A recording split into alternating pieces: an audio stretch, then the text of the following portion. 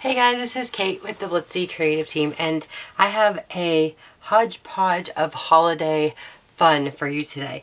So I couldn't decide on just one project, so I have several. So I'm going to show you pretty quickly and not every step of these projects, but if you have any questions, just leave them below and I will be happy to answer them. And if there's enough interest, I can do like a whole video on this one project. But most of it's pretty self-explanatory. I just wanted to kind of show you some ideas for holiday using your paper or scrapbooking supplies or card making supplies or project life supplies to make some holiday decor and gift wrap and tags and cards. So that's what we're going to do. And one of the things that I find myself using the most are there's a couple of dies from Lawn Fawn. One is the treat bag and the other one is this pillow box die. I love this die. I use it all the time. And what I like to do with it is to cut out the shape with some really fun pattern paper. This Merry & Bright collection from American Crafts is super fun and perfect for like gift wrap because it has some very small patterns, and this is the 6x6, so it's shrunken down. But here are 3 of the little pillow boxes that I cut from that paper, and then I'll add some cute embellishments. But the way that it works is one end has a little divot or a little thumb notch, and it just pops open like so, and you can put like a gift card or a little candy or money or whatever you want inside. But I just think they're super fun and cute, and you can embellish these in so many different ways. For example, you can just add some washi tape. Oh, sorry about my chair.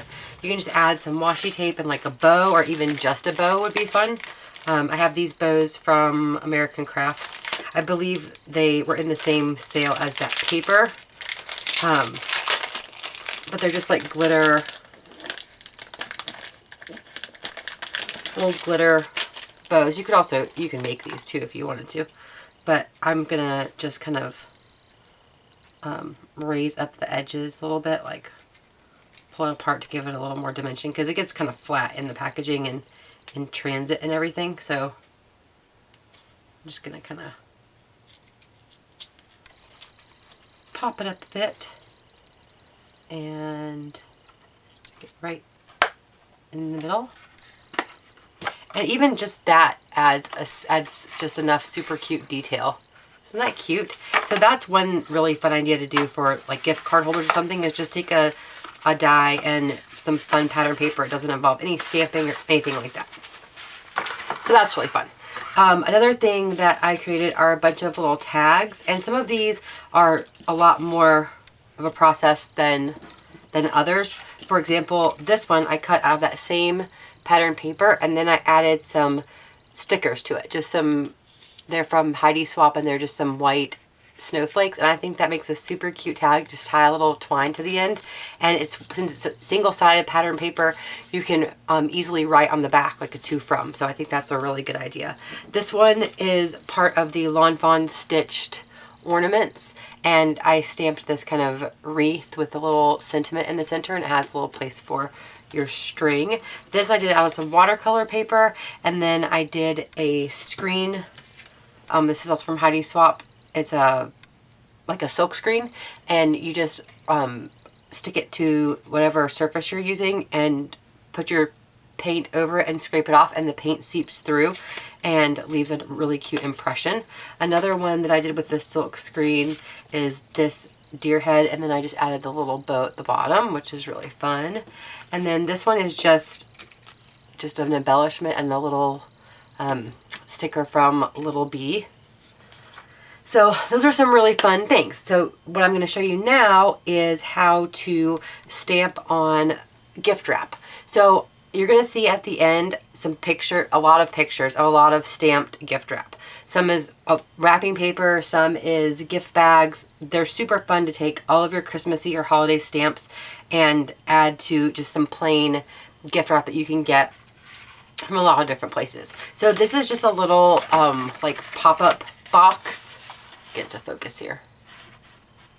Focus. Just a little pop-up box. And I already started on this side, but then I realized that I folded this in thinking that it needed to be, but the box closes like this, so the wreath should really finish. So I'm going to work on this side, And the stamp set that I am using is this one from W+9. It's an older stamp set, but you can use any stamp set that you have.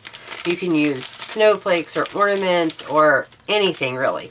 I think that this one in particular, or a stamp like this, I know Hero Arts has a really cute one that's trees. That's very similar to this. It's the same concept. It's kind of a building one. This one has all these different layers that you can stamp in different colors, which gives it really great dimension and like depth to the stamp, I think. This one has, I don't know if you can see it, but it has a little tab right here. And that tells you what direction, you know, how to line it up, match it up, if you will. Let me grab my ink.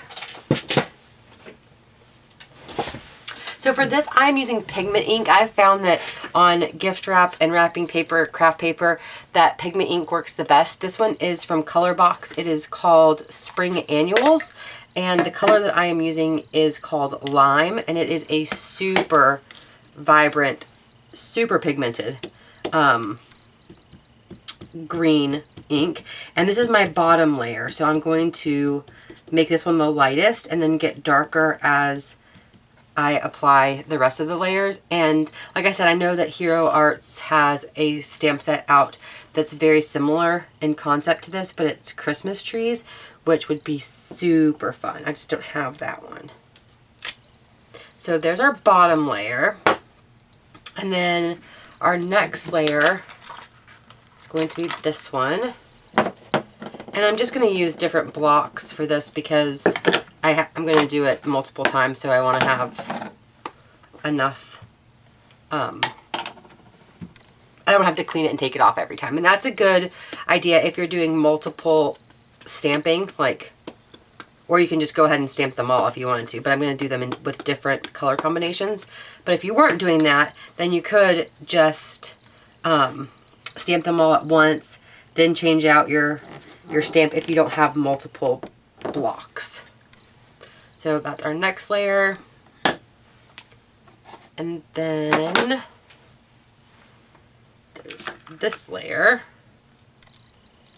So I really love making projects like this around the holidays. I feel like any time of year is a great time of year for a handmade gift or gift wrap or tag or something like that, but especially around the holidays. And there's just so much fun product, inspiring product, I think, to use, that it's kind of hard not to just want to make everything, you know. I always find myself thinking I can accomplish all of these different projects, and I'm lucky if I get 2 or 3 of them done, but I say dream big, right? So this is some Hero Arts neon red ink, and you would think, ooh, neon red ink, but it actually stamps really pretty on this craft bag. So that's our first one, and I'm actually going to show you how I did the one on the tag that was just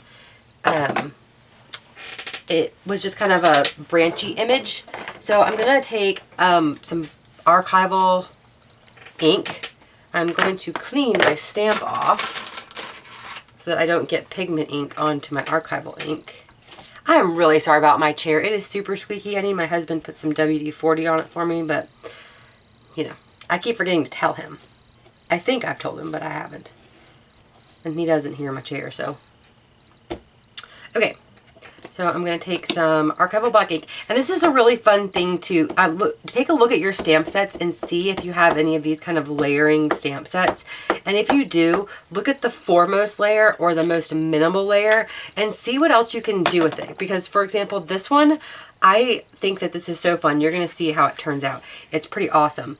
That you can do this kind of branchy, twiggy, more barren look with the same stamp set, and it looks completely different than that full kind of green stamp. So I don't know, I always like to get multiple uses out of my stamp sets. Now this one has a layer that's like berries, and it actually lines up perfectly with these twigs. So when we stamp it, if I put it in the right place, which is the key, right? Hopefully it is.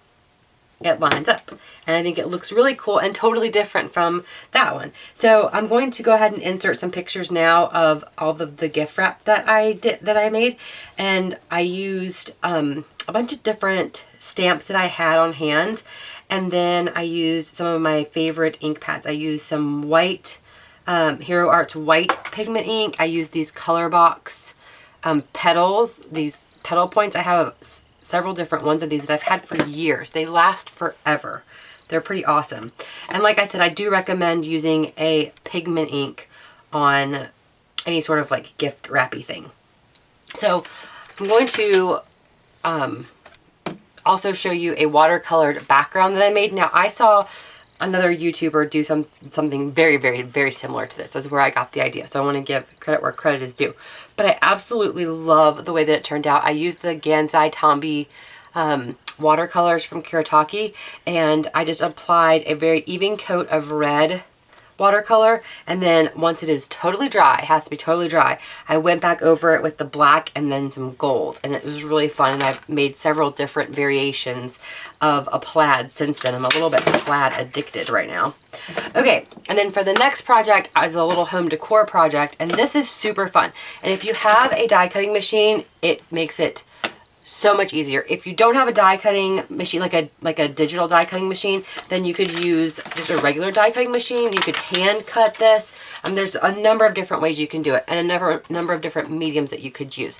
For this one, I just used some gold foil cardstock and just a plain canvas, and I combined two images. This image is from a like Thanksgiving-y type thing, and then this one of course is the quote. So it's really fun to do it on cardstock, and then I'll just glue it down. Or another thing that you can do, and this was my first time trying it and I think it's so awesome, is to cut it on vinyl. So this is some gold vinyl, and it's adhesive on the back, so it's already a sticker. You don't have to worry about applying any adhesive to it. So I'm going to go ahead and adhere this down to my canvas, and then I will show you some pictures of how it turns out. I also have this image that I cut as well, these antlers that I think are going to look awesome on a painted canvas. So here are the pictures of all of these projects. I know that it's a lot and that I went through them kind of quickly. So like I said, if you have any questions, just put them below. I'll be happy to answer them, or like I said, show you in more detail. But I just had so many ideas, I wanted to share it all.